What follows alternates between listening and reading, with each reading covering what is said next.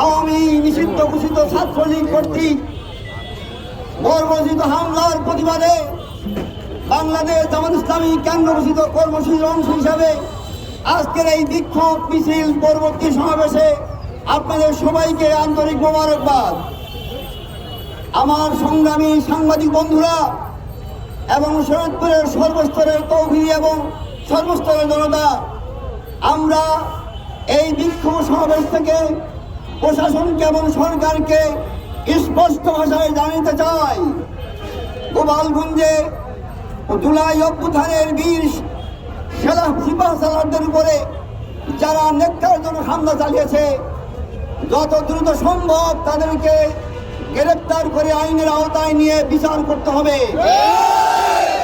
একমাত্র smart city Bashundhara, আধুনিকতায় এক ধাপ এগিয়ে।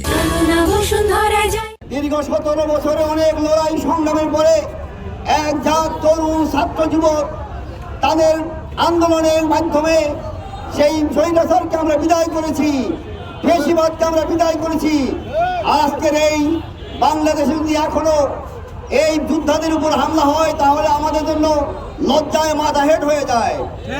সুতরাং আমরা এই শরীয়তপুর জামাতের পক্ষ থেকে আমাদের সাংবাদিক বন্ধুদের মাধ্যমে সরকারের স্বরাষ্ট্র মন্ত্রণালয় সহ সর্বোচ্চ পর্যায়ে জানাতে চাই, দেশের সর্বস্তরের মানুষ এই ঘৃণ্য হামলার দৃষ্টান্তমূলক শাস্তি দাবি করছে।